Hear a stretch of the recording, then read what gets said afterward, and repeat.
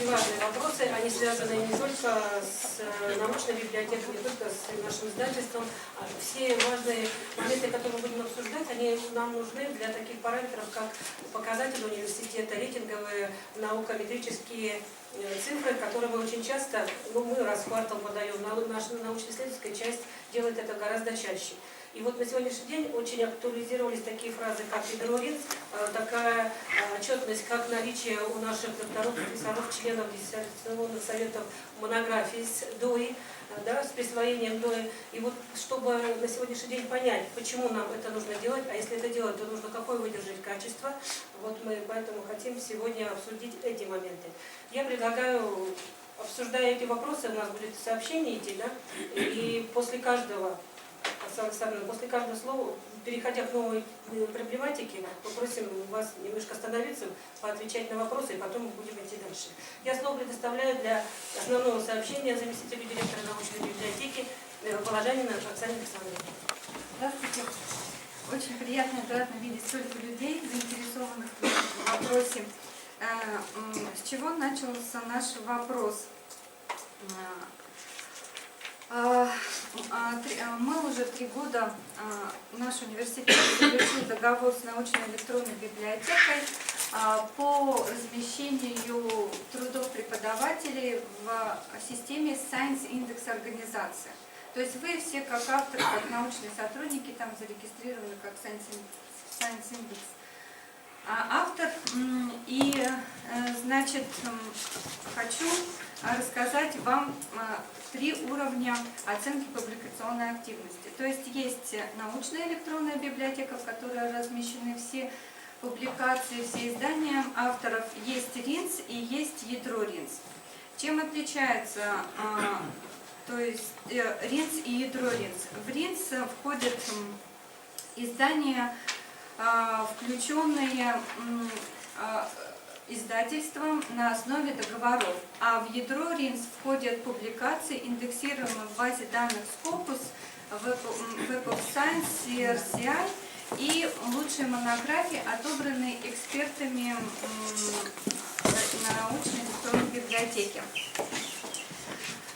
Ядро РИНС как основа оценки качества научной деятельности включает под множество публикаций российских ученых. Во-первых, туда входит, как я сказала, уже из журналов, включенных в базу данных Web of Science, Scopus, RCCI. Также в ядро РИНС включены лучшие монографии и лучшие труды конференции. И также они отбирают монографии в базу данных Book Citation Index, тоже, который будет входить в базу данных Web of Science. И по ядру РИНС также ведется набор библиометрических показателей. Если по e-library наши показатели очень хорошие, несколько раз опережают вузы нашего региона, то есть Бурятии, то уже по РИНСу там значительно у нас идет количество публикаций намного меньше, количество цитирований намного меньше. И во всех мониторинговых показателей сейчас требуют индексы именно РИНСа. Ну и, как сказал Вячеслав Викторович, сейчас идет исключение журналов из ядра из РИНС, то есть уже по данным Еременко уже исключено 344 журнала. На первом это фейковые журналы, на втором это журналы, которые не аффилируются вузами, также материалы заочных конференций и коллективные монографии. Да, и также для журналов, которые будут кандидатами на исключение из РИНСа, будут высланы запросы на предоставление рецензий на статьи. Также при подсчете, то есть РИНС показывает, какие журналы у них недостающие, то есть есть лакуны, допустим, по истории, по историческим наукам и археологии 10 журналов то есть у них еще не включены экономические науки лакуна, есть философские, юридические, ну, то есть и количество журналов, которые они могут еще включить в РИНС.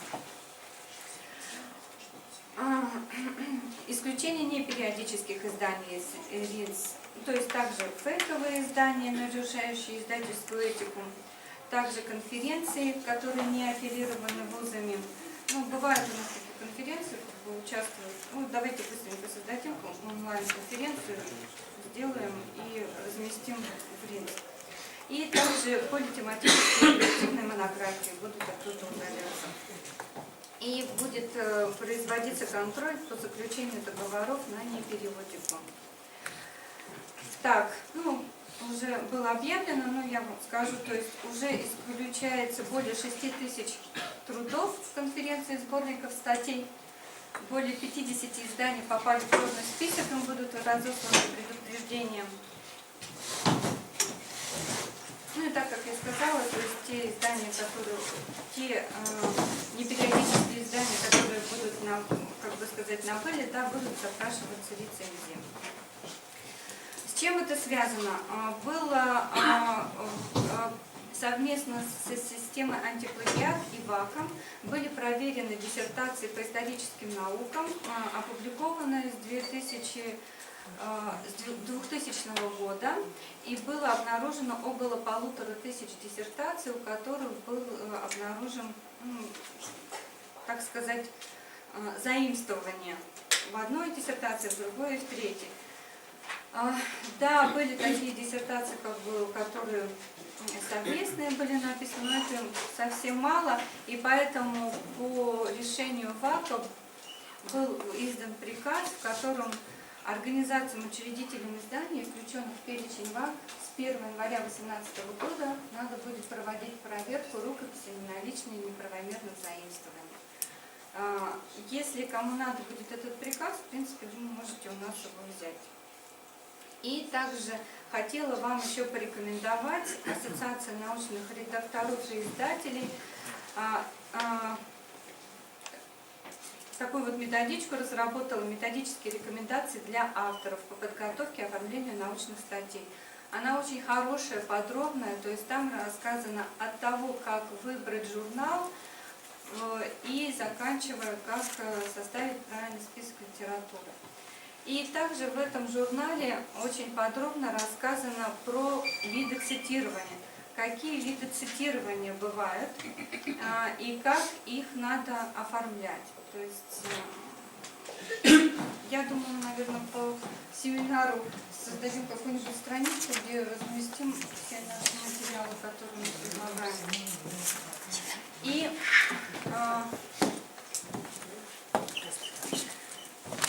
проверяя статьи в системе антиплагиат, мы столкнулись с таким вопросом.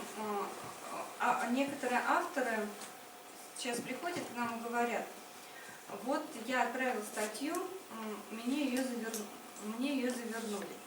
То есть сейчас журналы ставят свою такую редакционную политику по количеству цитирований. И на своих сайтах, вот я прошла по некоторым сайтам, на некоторых сайтах в общих словах про цитирование сказано, а вот мне почему-то всегда к нему обращаюсь, Всероссийский криминологический журнал Байкальского государственного университета, у них прямо так написано: самоцитирование автора допускается не более 20%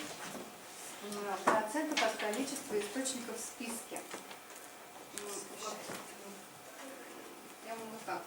На некоторых журналах написано, вот, допустим, экспертно-аналитический центр по диссертациям, они пишут, что не более 15% текста из предыдущих источников должно. Еще раз. Да, конечно. Вся презентация уйдет на страничку.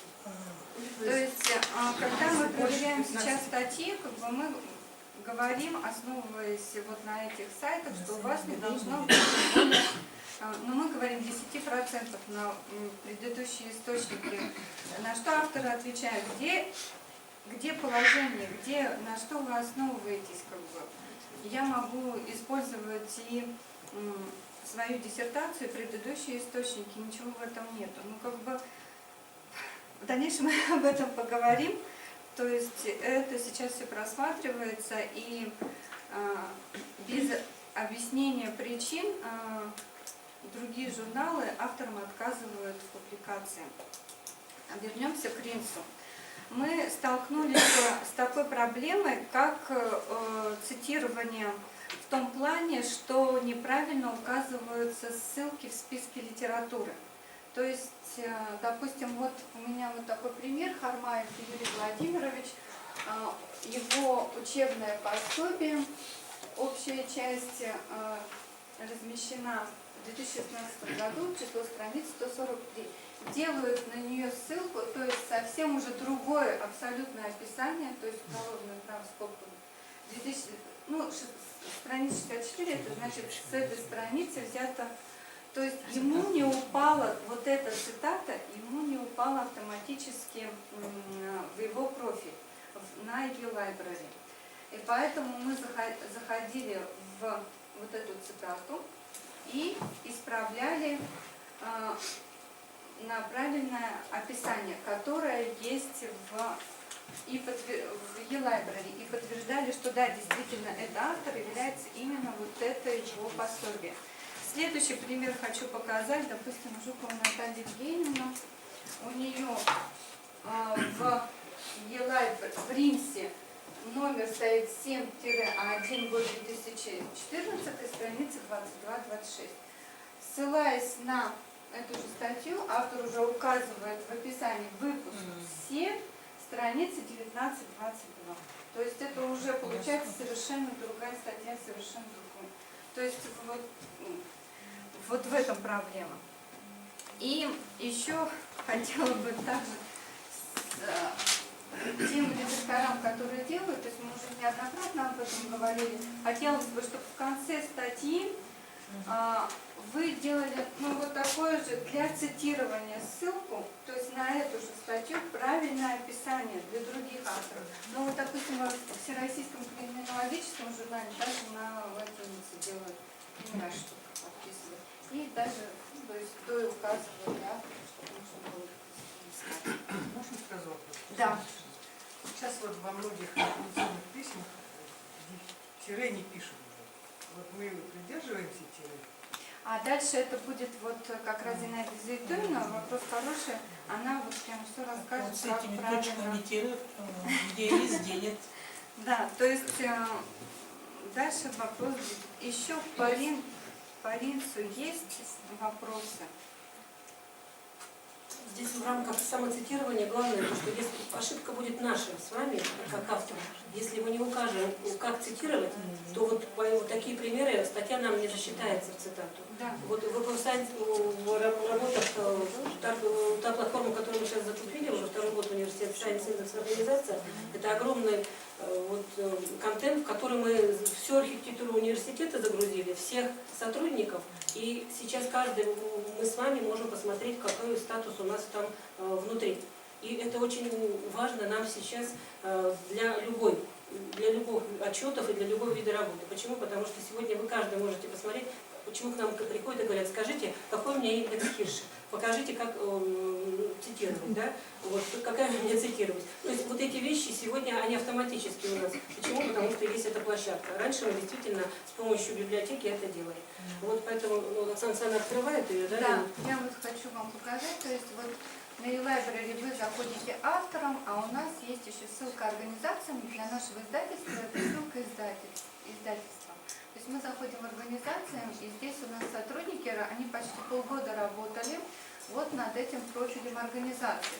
То есть здесь указана структура организации по все факультеты. Допустим, если мы зайдем в Восточный институт, мы уже сможем посмотреть, сколько публикаций на e-library, сколько в Ринс, сколько публикаций входит в e-library. То есть из 735, которые на e-library, Library, всего 17 входит в игру лиц, но в лиц, допустим, также индекс Хирша факультета, то есть каждый факультет мы можем друг с другом сравнивать. И то есть каждая цитата сейчас приносит автору плюс факультету плюс. Даже мы можем по кафедре посмотреть, допустим, заходим в Восточный институт, допустим, берем кафедру туризма и сервиса, да, например, да, и вот сравниваем его публикационную активность вот этой кафедры с другой кафедрой. То есть это все возможно, да. G-индекс и A-индекс это что?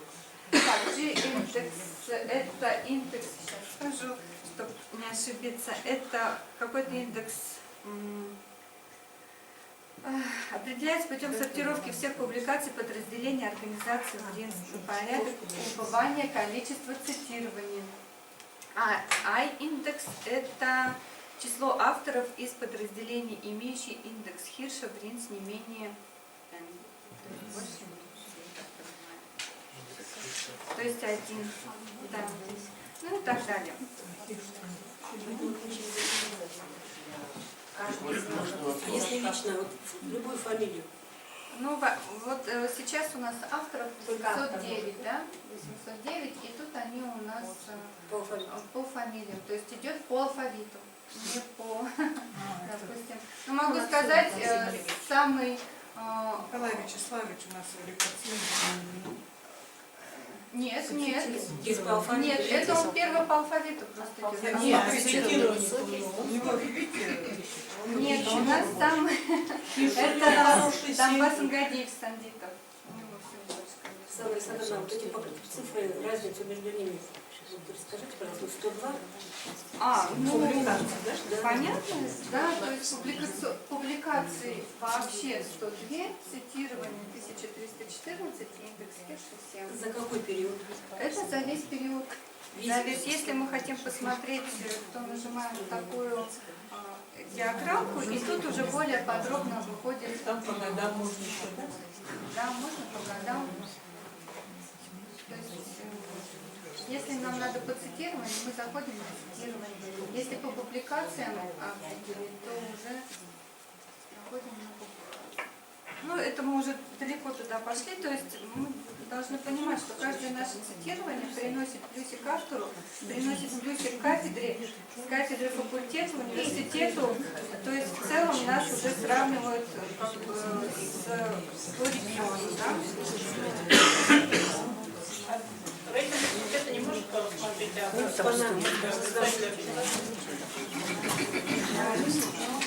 Нет, это только доступно администратору системы. То есть еще самая большая работа была, когда мы создавали структуру, это она не начинала у нас работать, мы автора привязывали к году его работы. То есть нам цель дала возможность смотреть, какой период автор работает, и вот это все делаем привязку. Давайте к следующему вопросу, а то мы так... Еще можно вопрос? Можно. Вот, по цитированию.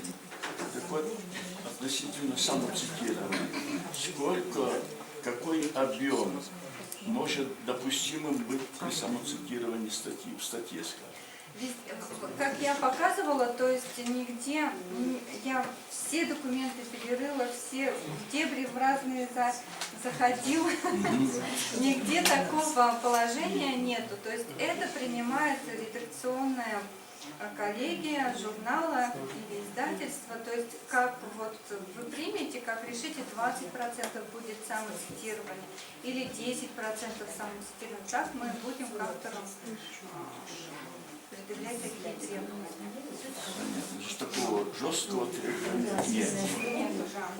То есть еще сейчас даже появилось, ну мы знаем, что есть такое понятие, как плагиат. Сейчас еще появилось и понятие самоплагиат. То есть это когда автор берет, да, это серьезно, да. То есть когда автор берет свою предыдущую статью, на основе ее делает, но не указывает ее в списке литературы и не цитирует ее. Значит, нужно обязательно указывать. Да. Но следующий вопрос – это проверка системы плагиата. Коллеги, очень тяжело говорить, когда все разговаривают. Так, значит, что мы покажем? Так, тема. Вы? Так, какие вопросы здесь? Как происходит проверка документа на заимствование? Зачем вести собственную коллекцию компаний? Как устроен кабинет пользователя? Пользователи — это то есть те сотрудники библиотеки, которые проверяют ваши статьи в системе антиплагиат. Что такое заимствование, что такое цитирование? По мнению системы разработчиков системы антиплагиат, как работать с новым отчетом о проверке и как обнаруживать еще переводные заимствования. То есть сейчас еще прошла проверка антиплагиат и library, то есть очень много статей были сделаны на основе переводных.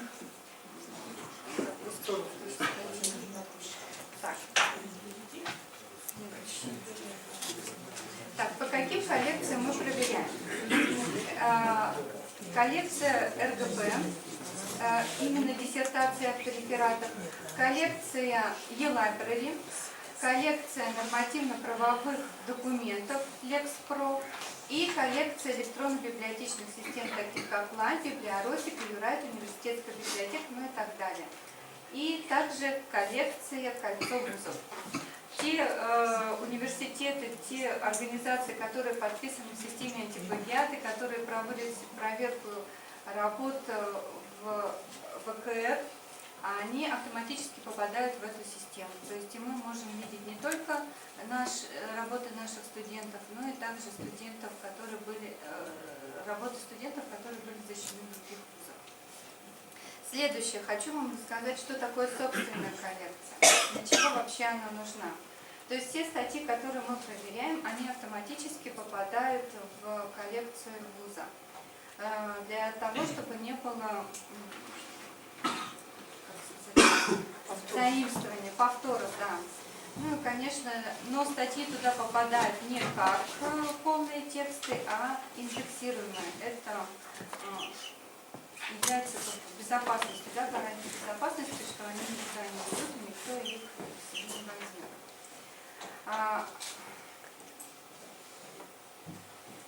Кто загружает туда эти публикации?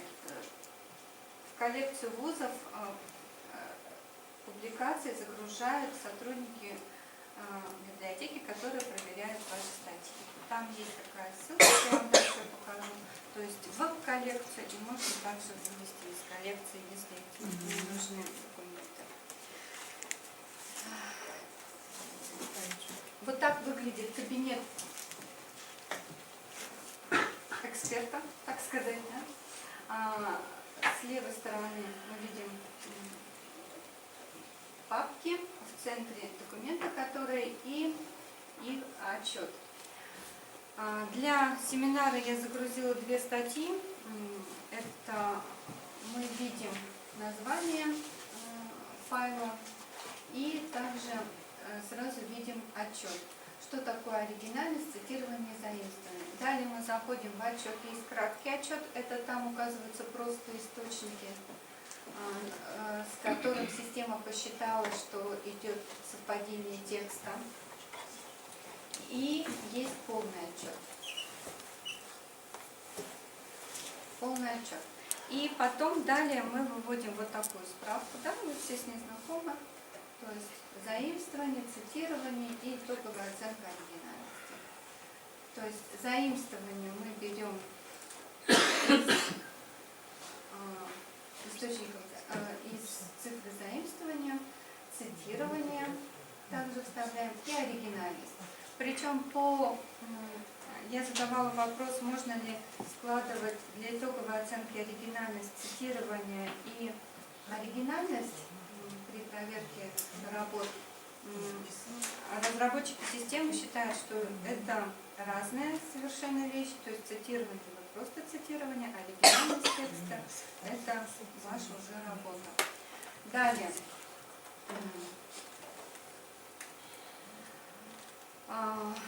Оранжевым цветом, тут плохо видно, отмечена часть текста, которая система посчитала, что это идет совпадение текста. Если и уже мы смотрим на 16-й источник. Если мы видим, что вот здесь указано, что модуль поиска интернет, заходим мы на источник и смотрим, какая часть текста была заимствована. И можно перейти на источник заимствования. И посмотреть,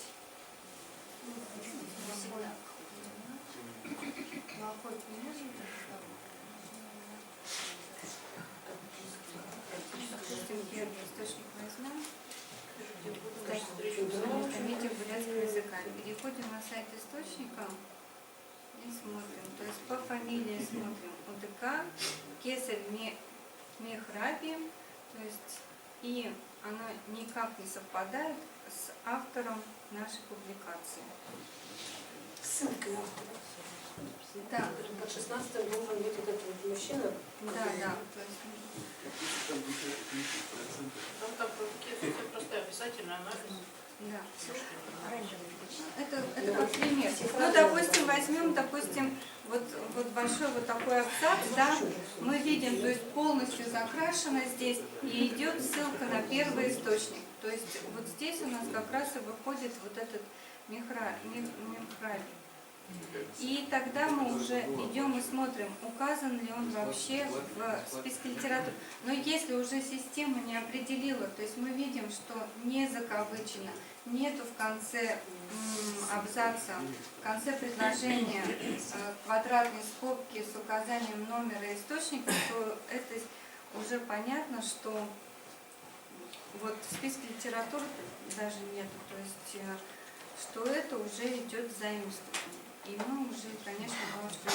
Если бы автор, допустим, был 6%, да, то есть 6% предыдущий источник, если бы здесь был автор указан, который проверяет эту статью, мы, конечно, тогда сняли галочку, или даже бы не сняли галочку, а мы бы... Здесь есть возможность, система поддерживает такую возможность, как можно пометить как корректное заимствование. Отмечаем пометить как корректное заимствование, делаем перерасчет.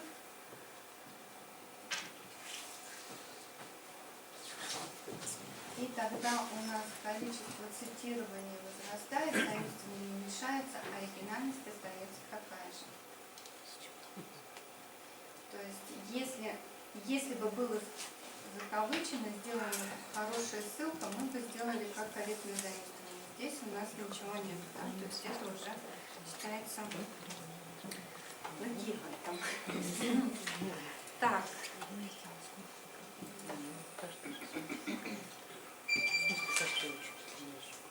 Александра переключается, я хочу добавить, какую огромную работу приходится делать, сравнивать названия, заходить в источники, в справочники. И когда мы вам говорим, мы не можем за 2 часа проверить, это просто физически, не то, что сеть еще работала. И это требует определенных навыков, и сотрудники от отдела специально, которые они уже владеют направлениями, и здесь легче, которые сами участвовали в статьях и сборниках, потому что иначе это просто сложно. Здесь нужны определенные знания и навыков в составлении тех или иных проблем.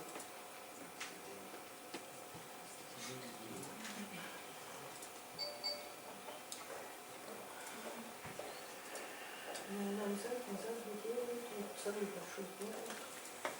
Это один человек, он на обслуживании, мы его снимаем с обслуживания, и он просто работает. Хотела вам еще показать одну работу, которая недавно пришла, просто человек попросил меня проверить. Работа, вот, учебное пособие по КМС. Тут выходит 54, видно, нет? 54 и 58 это цитирование. То есть идет цитирование по белому источнику, это база данных Лекс.Про. То есть человек писал по государственному муниципальному управлению и указывал очень много источников законов, разных постановлений, и система посчитала, то есть она правильно делает цитирование, и система посчитала, что это цитирование, но так как такое большое цитирование, мы автору все-таки рекомендовали идти как составителя. То есть у него сегодня оригинальность 24%.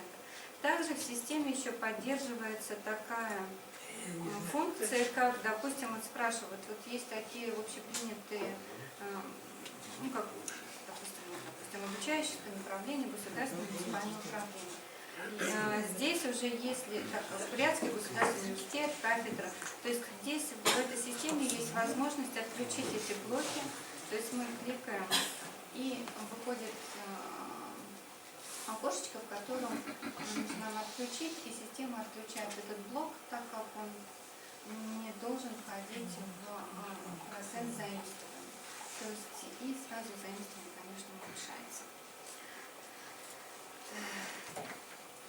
Так. И хотела бы вам еще показать статью «Плагиат в научных статьях. Трудности обнаружения перевода». То есть антиплагиат, система антиплагиат сейчас разрабатывает такую функцию, как обнаружение текстовых заимствований в переводных источниках. Рекомендую вам ее прочитать. Ну, очень интересная такая статья. Вопросы есть? Суть-то в чем там? Суть в том, что сейчас некоторые авторы берут источники и статьи зарубежных баз данных, переводят эту статью и выдают свои. Самостоятельно без ссылки, да, если шевелиться. Там полностью некоторые авторы даже источники указывают. То есть, там, когда я смотрела вебинар, то есть там она показывала такую статью, как история машинописного текста, по-моему, что вообще эта статья была взята с Википедии, с англоязычного варианта, то есть просто переведена и выдана как достойная статья. Причем русскоязычного варианта нет. Вот такие вот бывают. Вопрос, пожалуйста. Приведите, пожалуйста, пример. Вот рассказывали о том, что человек на бесплатном антиплагиате проверял кусками свою работу, а потом оказалось, когда загнали в систему, у него упала оригинальность. Это про Бутрин, который на кафедре, вот последний пример был. Ну да. Объясните, что у нас две системы, как надо проверяют. предупредить, видимо, людей. Да. Да.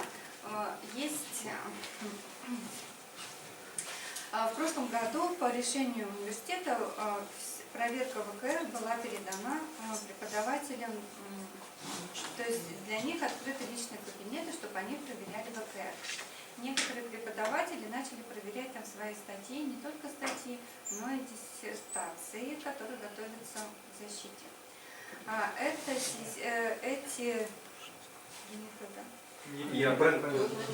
Эти работы потом попадают во внутреннюю систему, то есть в кольцо вузов автоматически.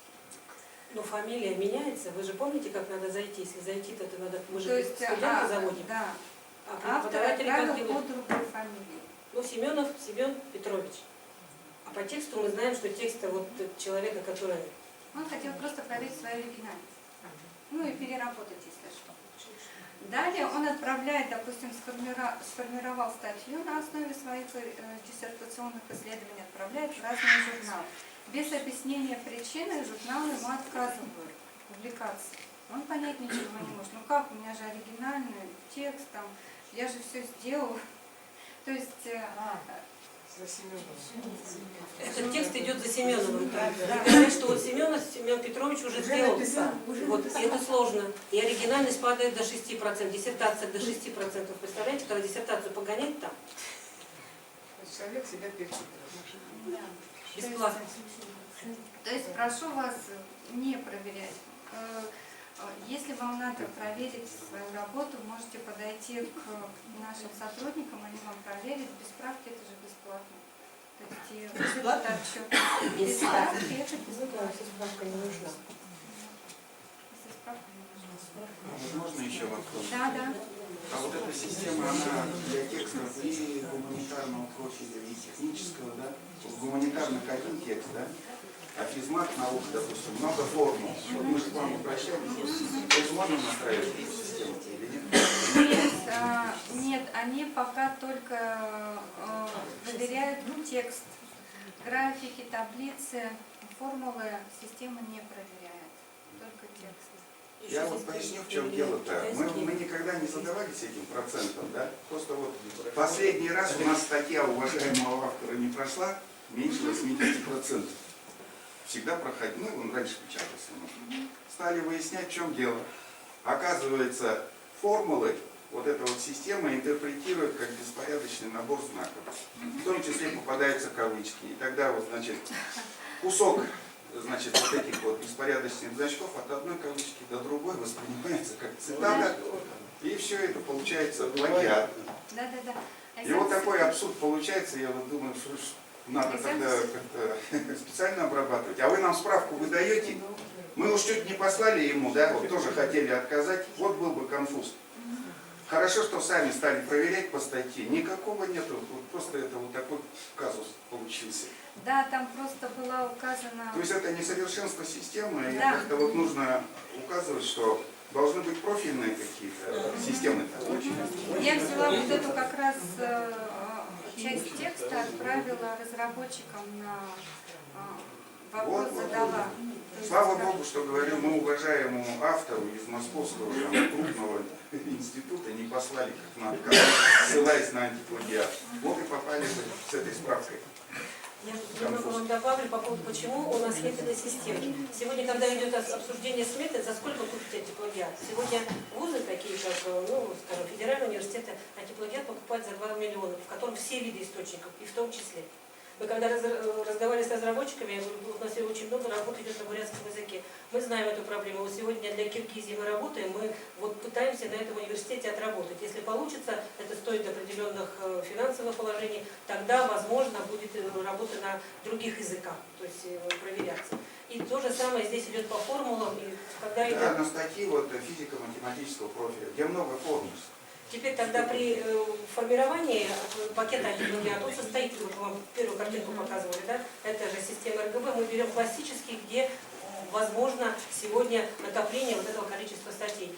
Если в таких профилях, то тогда я думаю, что нам нужно пробовать проверяться еще, эту статью должны проверить где-то, попросить, где источников больше, чтобы она показала. Несовершенство самой системы просто. Ну, еще несовершенство из-за того, что мы покупаем вот такую дешевенькую систему. То есть есть сервис. Да. Есть за 2 миллиона, будет со всеми видами. Мы закупили за 400 тысяч, в этом году мне сказали, наверное, давайте еще на 200. Мы просто объяснили, что это будет. Мы просто среди кольцов вузов, среди дипломных работ будем проверять, у нас будет процент плохой, но потом уже нашли выход добавить и купить ту систему хотя бы как в прошлом году. Поэтому здесь хоть с того, что есть. Еще хочу вам, для готовила к семинару, нарыла вот такую вот статью Сайгитова из Высшей школы экономики. И он является доктором медицинских наук, главный научный сотрудник и научный редактор журнала. Он написал статью «Заимствование собственных текстов, самоплагиат и рукописи». Такая интересная статья, но я думаю, тоже она будет посвящена.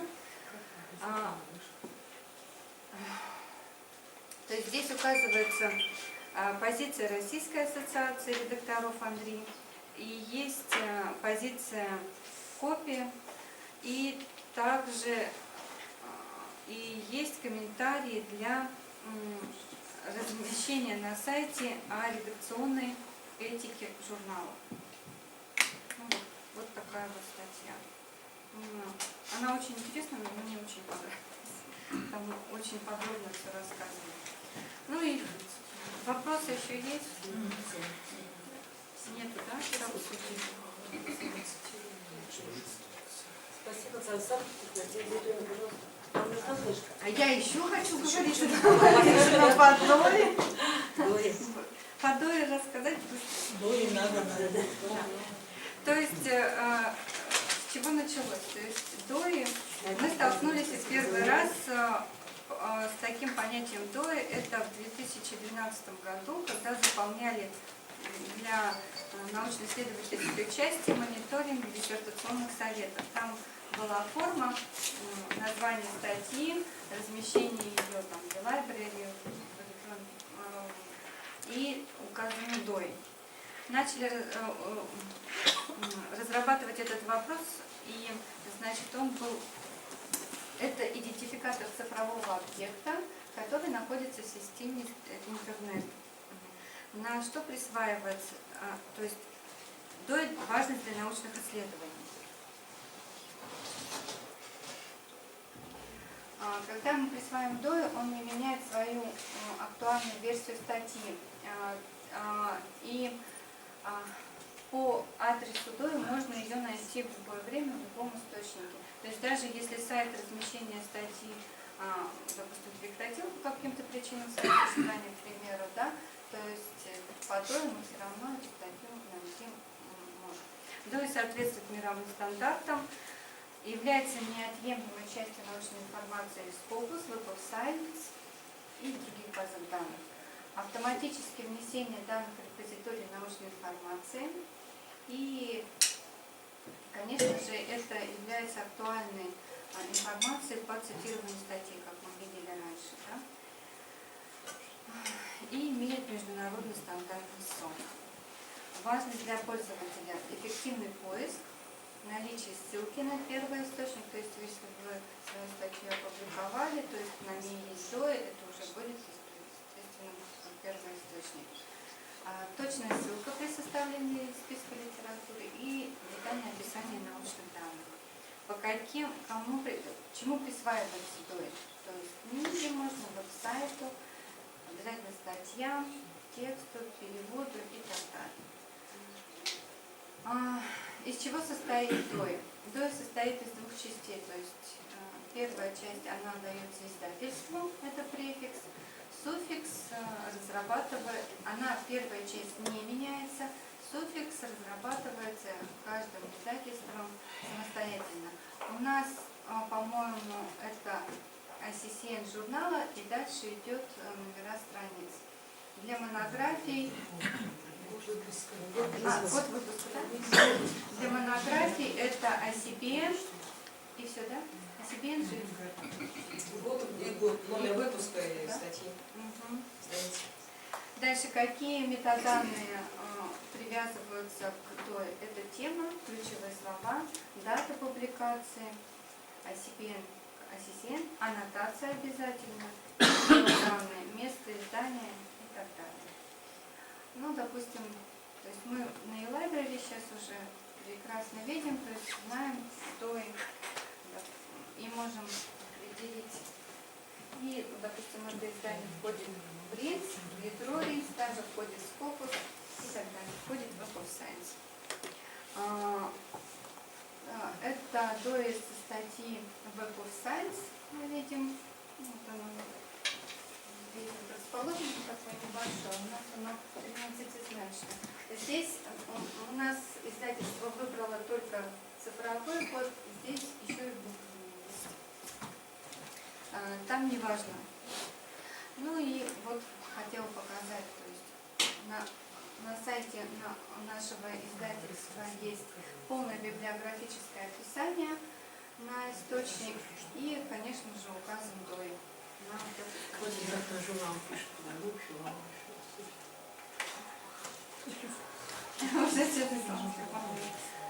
Спасибо. Еще вопросы по DOI есть?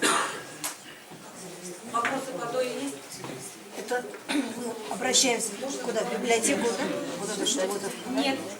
DOI присваивает издательство.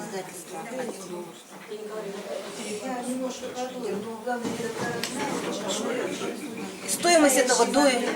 Это решение. Библиотека присваивает DOI, да? Нет, издательство. Это мы присваиваем, мы же вашему журналу статьям присваиваем DOI. Пока на данный момент мы присваиваем DOI только тем журналам, которые входят в перечень рецензируемых изданий, то есть те, которые проходят полную издательскую обработку. И если какой-то другой журнал будет проходить также редактирование, хорошие статьи, ну, тогда мы тоже присваиваем DOI. Плюс до этого года DOI присваивалась научным сборником научных статей, материалам конференции, которые же тоже проходили издательскую всю обработку. Но Вячеслав Викторович вот приехал, какое-то было совещание в том году, и он сказал, что с этого года сборники материалов конференций с ДОЯ не выпускаются. И плюс присваивается ДОЯ отдельным монографиям. Ну, тоже хорошего. То есть все зависит от того, от качества от уровня. Для университета, я добавлю, ДОИ стоит $1. И плюс ежегодно университет оплачивает 19 500 за вхождение в эту систему. Нет, рублей 19 500. И плюс, поэтому, когда встает вопрос, когда вот вам считают статью, сколько стоит, допустим, перевод, сколько стоит антиплагиат, и сколько стоит ДОИ, это действительно возмещение затрат для университета.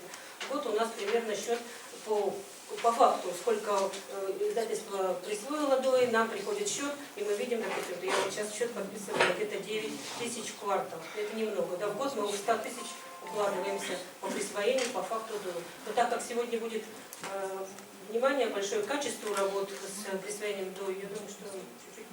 Ну, и еще по работе Журналы. издательства. И журналы то же самое. По работе издательства по присвоению ДОИ, то есть, допустим, журналу мы присвоили ДОИ, он размещается постатейно. У нас сидит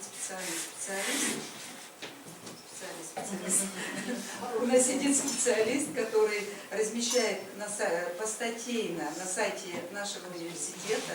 То же самое размещается в e-library, и только после этого загружается на площадку Crossref, это фирма вот этой Nikon, которая нам присваивает это ДОИ.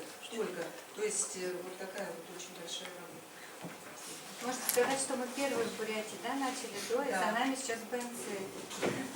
И научные сотрудники Бурятского научного центра, молодая молодежь, вот у вас есть ДОИ, мы тогда у вас будем публиковаться. Мы хотим у вас. То есть это сейчас один из таких весомых критериев для выбора издания журнала публикации. Спасибо большое за внимание. Еще вопрос? А вот еще про ДОИ можно спросить, да? Вот, например, монография была издана, скажем, там, в 2000 году, да? И я вот сейчас, спустя 18 лет захотела, ну, грубо говоря, да, вот это ДОИ, да? Это можно или уже? Да, но это уже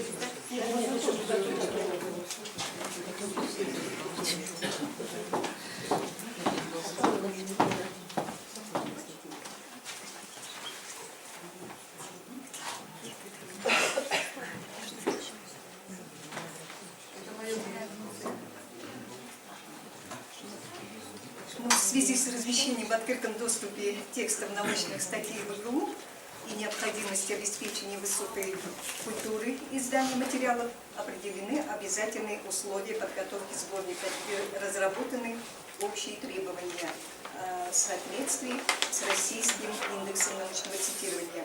Если статья приходит достаточно подготовленной в техническом плане, то редактору издательства не приходится отвлекаться вот это на мелочи, так сказать, которые очень важны. И он сразу погружается, не теряя драгоценного времени, погружается в содержательную часть. Подача материала в требуемой форме облегчает работу редактора, ну и влияет на качество. Итак,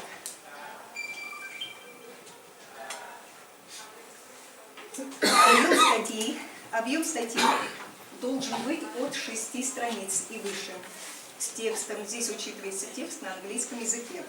Размер бумаги А4, поля все по 2 см, шрифт Times New Roman, размер шрифта 14 кегель, абзацный отступ 1,25 см, межстрочный интервал 1,5, межбуквенный интервал обычный, межсловный пробел 1 знак, переносы автоматические, ни в коем случае не ставить вручную, выравнивание текста по ширине, допустимые выделения курсив и полужирный. Подчеркивание, пожалуйста, убирайте. Дефис должен отличаться от тире. Вот здесь у нас начинается, используются знаки длинное тире, но это как знак препинания, и короткое тире, оно ставится между цифрами. Дефис как знак препинания. Тире и кавычки должны быть одинакового начертания по всему тексту. При стыке кавычек, если кавычки совпадают, вот в конце, пожалуйста, посмотрите, они должны быть разного рисунка. При стыке то же самое и со скобками. Не допускаются пробелы между абзацами. Не допускается использование буквы «ё». Рисунки только черно-белые, без полутонов. Растровое изображение в формате TIFF, JPEG с разрешением не менее 300 точек в дюйм в реальном размере. Диаграммы из программы Excel, Visio вместе с исходным файлом. Исходный файл обязательный, поскольку нужно будет вводить возможность редактирования. Не допускается использование таблиц с альбомной ориентацией. Литература размещается в конце статьи и обусловливается наличием цитат или ссылок. Литература оформляется в соответствии с ГОСТ 3-го года, и в 2009 году были большие изменения. Сведения об авторах, пожалуйста, примеры посмотрите. Обязательные элементы: фамилия, имя, отчество всех авторов полностью строчными буквами. Полное название организации. Место работы каждого автора в именительном падеже: страна, индекс, город, улица, дом. Если все авторы работают в одном учреждении, можно не указывать место работы каждого автора отдельно, достаточно указать его при первом авторе. И адрес электронной почты. Синим выделены необязательные элементы, то есть это ученые звания. Так, и подразделение Московский авиационный институт. Ученые звания и должность. Это не обязательные элементы. Ну и другая информация об авторах. Там заслуженный. Справочный аппарат статьи должен включать УДК, название статьи строчными буквами, не более 10 слов, без аббревиатур и сокращений. Точка после заглавия не ставится. Аннотация авторской резюме должна содержать от 100 до 250 слов. Ключевые слова и словосочетания, включая не менее 10 слов, разделяются символом точка с запятой. Недопустимо использование любых аббревиатур и сокращений. Несоответствие между русскоязычным и англоязычным текстами не допускается. Просим уделить внимание подбору, возможно, более точных ключевых слов, поскольку от этого зависит эффективность работы поисковых систем, узнаваемость и доступность статьи. Ключевое слово другой исследователь может использовать в качестве поискового аппарата. Целевой аудиторией являются специалисты, работающие в той же области, поэтому рекомендуется включать больше термины. Индикатором правильности подбора ключевых слов является их соответствие центральной тематике статьи, используемым методом, материалом, единицам анализа.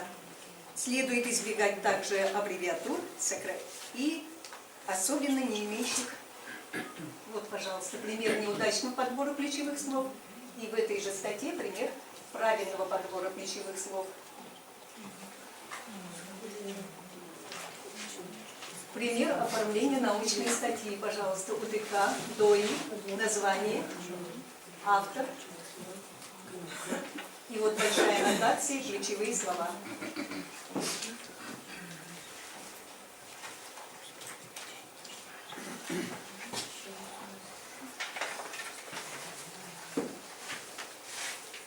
Литература оформляется в соответствии с ГОСТом 2008 года под названием «Библиографическая ссылка».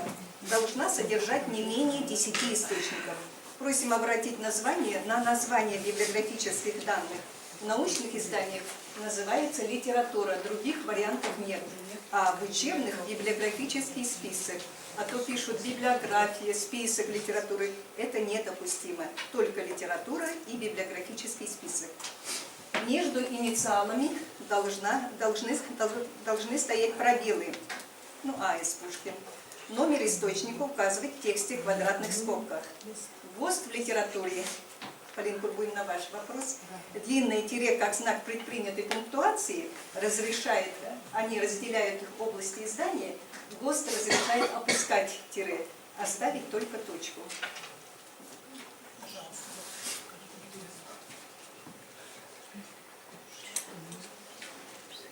Заголовок записи в ссылке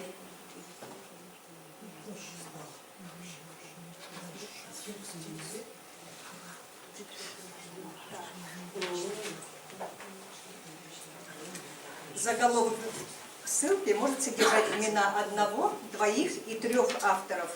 Всех авторов пишем в заголовке и не повторяем через косую, не повторяем после названия.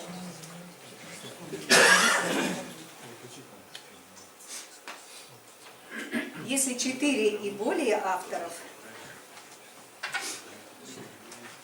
4 и более авторов, то заголовок здесь не применяем. Описание начинается с заглавия, с названием. Пожалуйста. Один и другие. Примерно термин. Так, знаки косая и две косые заменяют все другие знаки. То есть перед ними не сохраняются никакие знаки препинания. После названия у нас обычно бывает, что вопросительный, восклицательный знак, эти знаки поглощаются косыми, кроме точки как знака сокращения. Ленин, что делать? Полное собрание и так далее.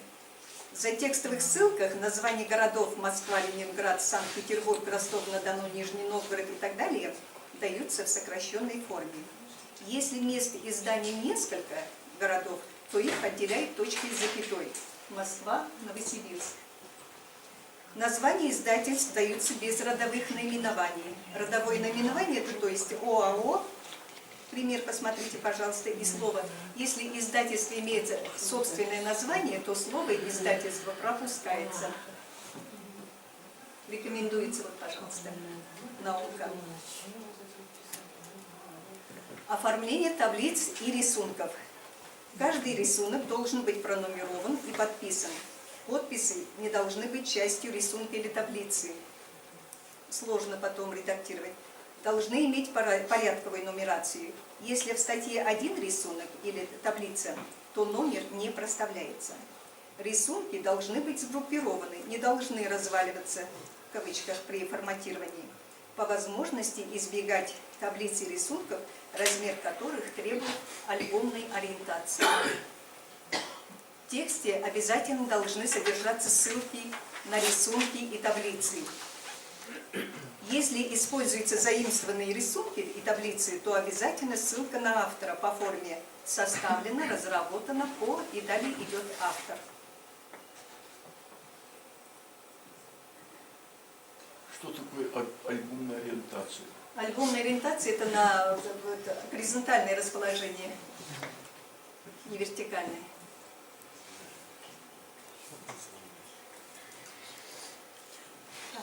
Оформление ссылок на авторефераты. Здесь, значит, автор, название, автореферат диск. И вот многоточие означает слова на соискание ученой степени. И далее искомые научной степени. Скажите, длинные тире здесь опять появились? Можно ставить, можно не ставить. Да, варианты. Если вы отказались, значит по всему тексту вы должны отказаться. Если приняли, то значит обязательно длинные тире. Оформление ссылок на материалы конференции, пожалуйста. Название. Так, автор статьи, название статьи, две косые, как указывающие на источник. И вот название конференции. И вот здесь обратите внимание, пожалуйста, Иркутск. Город Г с точкой не ставим. Город Иркутск опускается. Ставим только в тех случаях, если город образован от фамилии человека. А вот здесь две косые линии. Две косые. Перед экологией. Две косые. Две, одна же. Это же источник. Это источник, показывает на источник. Одна показывает принадлежность. Кому принадлежит эта работа? Две косые показывает источник.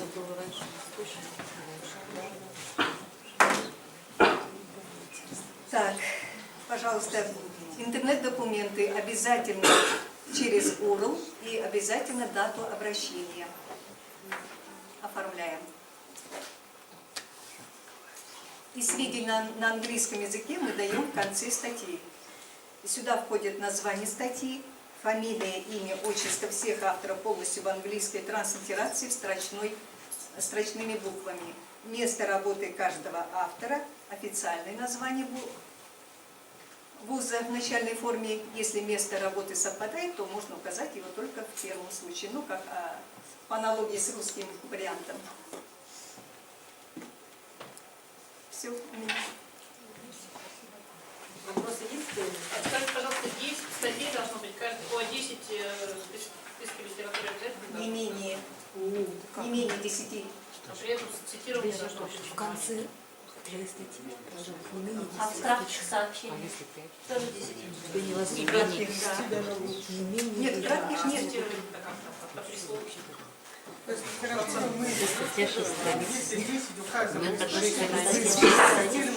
Обязательно. Обязательно должно быть и привязанное текст. Переводом на английский язык источников международных журналов. Есть сейчас требовались нас? Транслитерация и так далее, да? Транслитерации нет, РИНС не требует транслитерации. Значит, можно не делать, да? Нет. Для РИНС нет. Скопус международный. А эти требования, вот эту презентацию где-нибудь разместите, да, на сайте? Обязательно разместим. Если вот мы в литературе указываем источник 20-летней давности, там другая совершенно, ну, запятые, точки, что такое. Мы приводим, да, обязательно приводим в соответствии с современными или же оставляем так, как современными, обязательно современными требованиями. Принцип единообразия. Еще вопрос. А вот название статьи, аннотация, ключевые слова на английском языке теперь в конце статьи, да? Да. Не в начале, как раньше. Нет. Значит, Все выносится в начале. название не должно превышать 10 слов. 10 слов. 10 слов. Да, это строго. Кто фантазирует, не нарушит. 10 слов. Еще есть вопросы? Да, еще. Спасибо за это.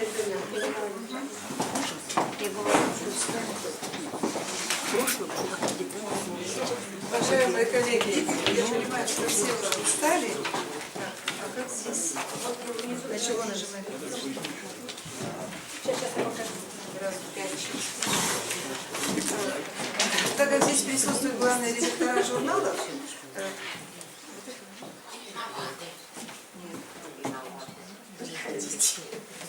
присутствуют главные редактора журналов, хотелось бы коротко, буквально 5 минут. Нет. Это не мое. Нет, ее промотайте и Выйти она должна. выйдет на первый просто слайд. Коротко остановиться о направлениях ВАКа по совершенствованию оптимизации перечня лицензируемых журналов.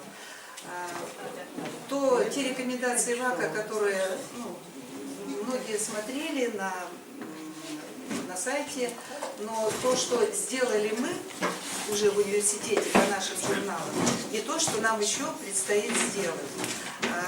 Как вы знаете, что у нас перечень ВАК на данный момент входит 3 журнала. Это Вестник ПГУ, математика, информатика, экономика и менеджмент, и по направлению философия Вестник ПГУ. Значит, в 2017 году ВАКом была проведена очень большая работа по анализу журналов, которые входят в перечень. 1924 журнала экспертными советами было рассмотрено. Рассматривалось в основном это основное содержание журналов и редакционные коллегии, и редакционные советы. И вот на основании это рассматривались экспертные советы вместе с Миноборнауки департаментом. И на основании этого основные задачи, которые должны ВАК перед теми, кто входит в перечень журналами, и перед теми, кто еще, у нас некоторые журналы планируется туда будем подавать. Это первое, что поэтапное введение требований к публикованию основных результатов диссертаций уже в изданиях, которые входят в мировые базы данных.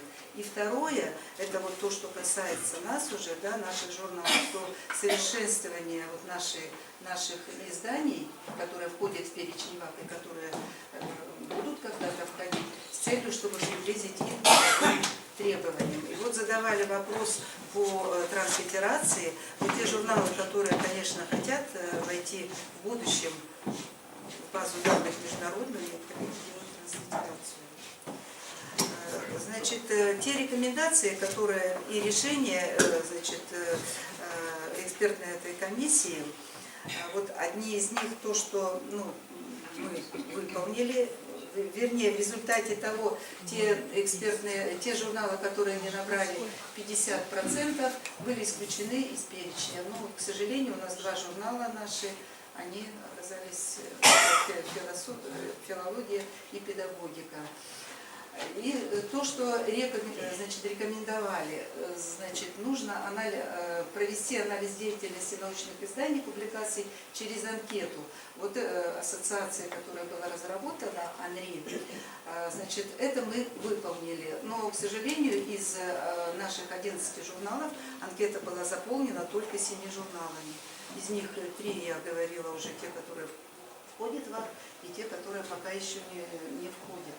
Значит, будет проверяться качество системы рецензирования публикаций. То есть, значит, экспертные советы могут запросить любую рецензию на любую статью. То есть я уже говорю с каждым главным редактором, что все к этому должны быть готовы. Значит, самоцитирование, анализ самоцитирования, о том, о чем выше мы говорили. И если выпускается журнал, сколько авторов из нашего совета публикуется в этом журнале. То есть главным редакторам надо вот это тоже все это учитывать. Объем рекламной информации, то есть что у вас в свидетельстве о регистрации записано, какой объем, сколько процентов, вот это вы тоже должны соблюдать. И если вот у нас сейчас журнал Вестник ГГУ с одним АСН, он считается как педагогика, философия и филология. Пока у нас он как один, да? И вот они уже будут смотреть долю статей в этом журнале. Иван Ильич направление идет как реферируемое, а педагогика и филология не реферируемые. И вот сколько в процентном содержании они будут выпускаться. Ну, то, что исключили эту систему Агрис из перечня ВАК, теперь установить, если раньше был, когда журнал исключали из перечня ВАК 3 года, только журнал может выпускаться 3 года, и только после этого он может подавать снова на включение в ВАК. Здесь они на год срок, так сказать, убрали, теперь 2 года. С 1 января, значит, вот, просят обеспечить публикацию, ну, то, что мы говорили, неправомерных заимствований. Ну, у нас система антиплагиат есть в ВУЗе, и она, в принципе, работает. Все. До 1 апреля этого года включить в состав редакционных советов не менее 3 докторов наук по каждой группе научной специальности. Вот это я хотела, чтобы каждый из главных редакторов еще раз посмотрели свою редакционную коллегию и учли вот эти замечания ВАК, которые есть. И в редакционную коллегию не может входить более 50% членов из числа учредителя, то есть нашего университета. А у нас во многих редакционных коллегиях, ну, один может быть входить Иркутск, там это, а остальные, все члены редакционной коллегии, это все наши сотрудники, преподаватели. Вот это вот надо тоже учесть. Дальше. Значит, в срок до 1 января создать сайт. Но у нас он уже до этого был создан, сайт научных журналов. На данный момент мы его перерабатываем. Вот сегодня у нас такая была рабочее заседание по сайту. И на следующей неделе, скорее всего, мы уже все это разместим. Там будет очень удобно, не так, как сейчас у нас располагается, будет очень удобное для каждого автора и с фотографиями всех членов, всех главных редакторов, все будут журналы размещены, но более другое размещение. И на данный момент мы уже начинаем компоновать, это тоже одно из требований ВАК, сайт на английском языке. Он у нас существует, но мы его сделали перевод и начинаем уже заполнять этот сайт. Я думаю, на следующей неделе это все будет. Вот исключение. С 1 октября 2017 года публикация статей по материалам заочных конференций. Если нет рецензии на эти статьи, публиковать это в журналах нельзя. Теперь с 1 января уже, это скорее всего для диссоветов, что требования к соискателям будут об опубликовании не менее 3 статей уже в международных базах данных. И ежегодно будет рассматриваться на заседании ВАК о расширении перечня научной специальности. И последнее, это я просто такую табличку, то, что ВАК все-таки будет снова этот перечень рассматривать. Вот недавно они отправили такое письмо, в котором должны представить, но это пока те журналы, которые входят в ВАК, о предоставлении своих предложений по научным специальностям, по направлениям, и на каждого члена редакционной коллегии будет заполняться такая таблица. То есть независимо журнал входит в ВАК, не входит в ВАК, уважаемые главные редактора, вы должны выполнять вот эти требования, чтобы на будущее, когда мы будем подавать журналы уже на рассмотрение, вот эти требования были все у вас включены. Ну и по ДОЕ, то, что я говорила, пока мы ставим только для журналов, которые входят в ВАК. Если журналы редактируются, хорошие статьи, то в принципе можно будем обсуждать и то, чтобы ставить ДОЕ в других журналах. Можно вопрос? Елена Николаевна, а вот чем отличаются понятия просто ДОИ и кибердои? Ой, я это не знаю, это надо... Мне вот постоянно рассылка приходит, приобретайте для вашего журнала кибердои. Это киберленинг отправляют, поэтому они называют кибердои. Мне кажется, это то же самое. Внутренний Это отправляет киберленинг, они нам тоже отправляют. Я им постоянно пишу, что у нас уже есть и еще... А еще второй вопрос. А по вопросу штрих-кода журнала? Когда вы получаете АСН, вот смотрите, когда вы получаете АСН, это те журналы, которые еще, у нас все, наверное, АСН, да, все журналы получили. Когда получаете АСН, если мы раньше получали АСН, мы же получали не в книжной палате, нам сразу приходил АСН, и с ним приходил штрих-код. Теперь, когда взяла на себя эта книжная палата, для зарабатывания денег, они предлагают два варианта. Или они нам отправляют чисто нумерацию АСН, или они отправляют АСН и еще готовый штрих-код. Это уже дороже. А вот при смене состава соучредителей нам нужно АСН не нужно. Уведомлять, наверное, нужно, да? Вы уведомляете Роскомнадзор. Состав учредителей. Вы хотите... Нет, они хотят еще БНЦ, институт, да. Институт ИМБИ, да? Состав учредителей. Подготовили уже это. Что вы должны менять? Состав редакционной коллегии?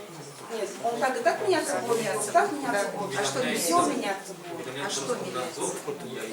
Там БГУ будет, Вы должны, институт и вы должны, во-первых, имейте в виду книжную палату или куда вы хотите? Вообще, всех, наверное, нужно уведомить, да? Кого всех вы имеете в виду? Роскомнадзор вы должны уведомить. В ВАК вы еще пока не попадали. Вы уже, когда будете заполнять документы для ВАК, вы уже будете новые учредители, все это. То есть вам кого уведомлять? А в РИНС тогда, получается, договора-то? Договора в РИНС, да. Перезаключаются? Да, перезаключаются. Потому что там указывается учредитель и состав редакционной. То, что касается РИНС. Елена Николаевна. Просто пишется письмо, что поменялось, и они дают РИНС.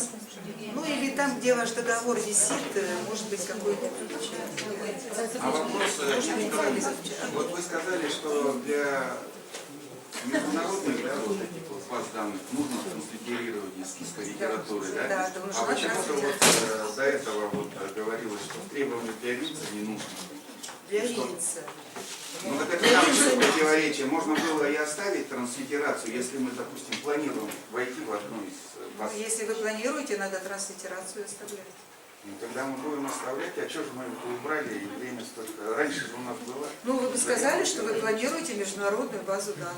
Вы же сами уже задачу давно озвучили. Надо входить или транслитерацию убирать. Ну, чем-то это же связано, что вы Конечно, отказались. все это связано с чем? У нас сидит один редактор на английском языке, который все это делает. Для нее это очень сложно.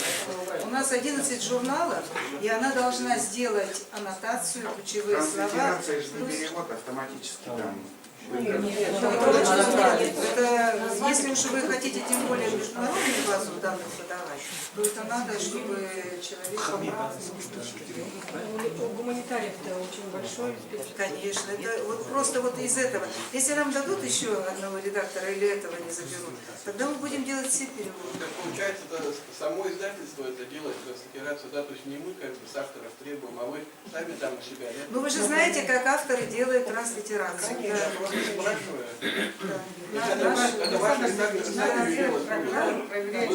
Любой автоматический переводчик не дает сразу транслитерацию. Но там тоже есть свои нюансы, поэтому если чтобы в одном, если каждый автор будет, все равно его надо приводить.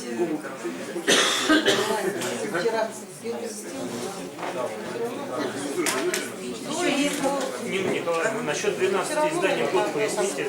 и еще. Куча журналов, Так, в том и числе еще, сколько там нет. 4-6 изданий в году, вот 12 Нет, тут у нас же куча журналов, у нас же разные журналы. Вот журнал, который педагогика, филология, философия с одним СН, он не имеет права выходить более 12 выпусков в год. То есть вот по 4 выпуска, как они у нас и выходят. Остальные журналы, они выходят по 4 номера. Но вот когда у нас был Вестник Бурятского госуниверситета один, единый целый, у нас тогда было 15 выпусков. Вот если бы он сейчас у нас выходил, то это было бы недопустимо. То есть это верхний план. Да, да. Есть такие. Коллеги, еще есть вопросы? Мы вас благодарим за заинтересованность, за нужные вопросы. Все мы постараемся разместить на сайте и презентацию, и тем более, если семинар шел на запись, и